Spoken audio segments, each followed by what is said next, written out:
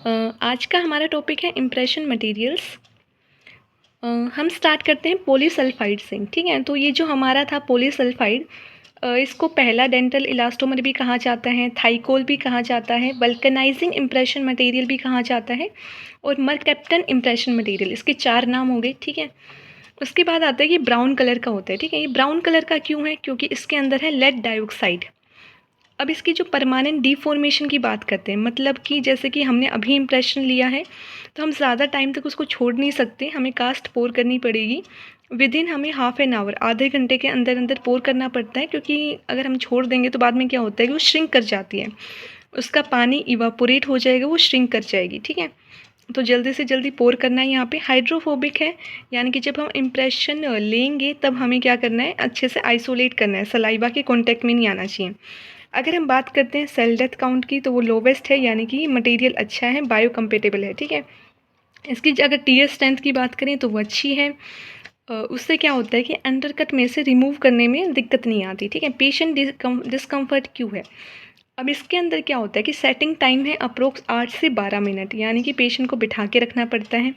ऊपर से क्या होता है कि बहुत ज़्यादा मेसी होता है और अगर कपड़ों पे गिर जाता है तो स्टेन कोज कर देता है। इमेजिन करो पेशेंट को इतनी देर बिठा के रखा है, ऊपर से ब्राउन कलर का मटेरियल जिसका ना तो कोई टेस्ट अच्छा है ना ही स्मेल अच्छी है, 8 से 12 मिनट तक उसको बैठा के झेलना, तो फिर इसलिए पेशेंट को डिस्कम्फर्ट होगा, ऊपर से स्टेन्स भी कर सकते हैं, कपड़े ख़राब कर सकते हैं। ठीक है, फिर आता है कंडेंसेशन सिलिकॉन। इसको रूम टेम्परेचर सिलिकॉन भी कहा जाता है। इसकी जो क्योरिंग श्रिंकेज है वो बहुत ज़्यादा है, यानी कि जैसे कि उसमें था ना इम्प्रेशन मटेरियल को हमें जल्दी पोर करना पड़ता था, यहाँ पे भी हमें पोर करना पड़ेगा जल्दी से जल्दी। जो लेटेक्स ग्लव्स हम लोग यूज़ करते हैं वो हम लोग पहन के इनमें यूज़ नहीं कर सकते।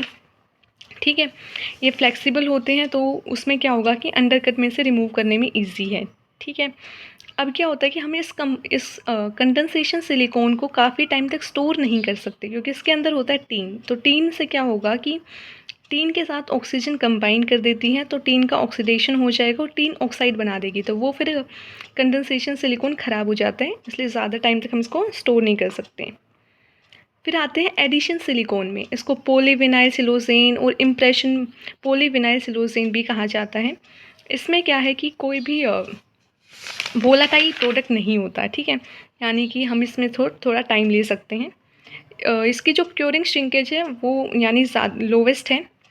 लोवेस्ट क्योरिंग श्रिंकेज का मतलब है कि जल्दी से श्रिंक नहीं होगा, तो हमें टाइम मिल जाता है, अपने आराम से हम पोर कर सकते हैं। हाइड्रोफोबिक है, तो हमें अच्छे से आइसोलेट करना पड़ेगा, जल्दी से सेट भी हो जाता है। अब कई बार क्या होता है कि इसमें समटाइम्स हाइड्रोजन में भी इवॉल्व। ठीक है, और उसकी वजह से हाइड्रोजन बाहर निकलती है और पिन पॉइंट वॉइड्स क्रिएट कर देती है। इसके अंदर भी हम लोग लेटेक्स ग्लव्स का यूज़ नहीं कर सकते, क्योंकि लेटेक्स ग्लव्स में क्या होता है, सल्फ़र होता है, और वो सल्फ़र इसकी जो सेटिंग रिएक्शन है उसको इनहिबिट कर देगा, यानी उस सेटिंग रिएक्शन को होने नहीं देगा, मटेरियल सेट ही नहीं होगा, इसलिए लेटेक्स ग्लव्स का यूज़ नहीं करना है।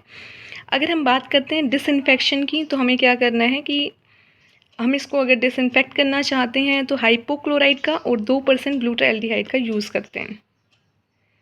अब आता है ये जो पॉलीईथर है, और सारे मटेरियल्स ना हमने इम्प्रेशन लेने के लिए नहीं बनाए थे, किसी और काम के लिए बनाए थे। ये पहला मटेरियल था जो हमने स्पेशली बनाया इम्प्रेशन लेने के लिए, उसको कहा गया पॉलीईथर।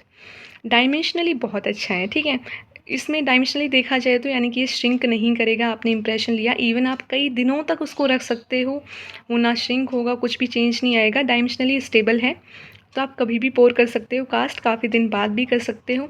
जो दूसरी सबसे अच्छी चीज़ थी वो थी हाइड्रोफिलिक था, यानी कि हमें सलाइवा से बचाना है, यानी कि सलाइवा के कॉन्टैक्ट में आने से भी इसको कोई दिक्कत नहीं है, आइसोलेशन की इतनी प्रॉब्लम नहीं होगी।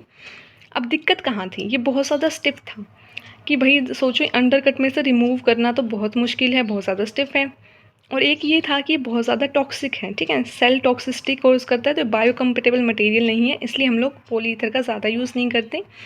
सबसे ज़्यादा जो यूनिक चीज़ है वो इसके अंदर एक ही है कि ये क्या है, हाइड्रोफिलिक है। 4 मटेरियल आपने पढ़े, उसमें सबसे ज़्यादा जो यूनिकनेस है वो हाइड्रोफिलिक की है, और वो पॉलीईथर ही है जो हाइड्रोफिलिक है, और सारे क्या थे, हाइड्रोफोबिक थे, यानी उनको पानी से आइसोलेट करना पड़ेगा सलाइवा से, और इसमें कोई दिक्कत नहीं है।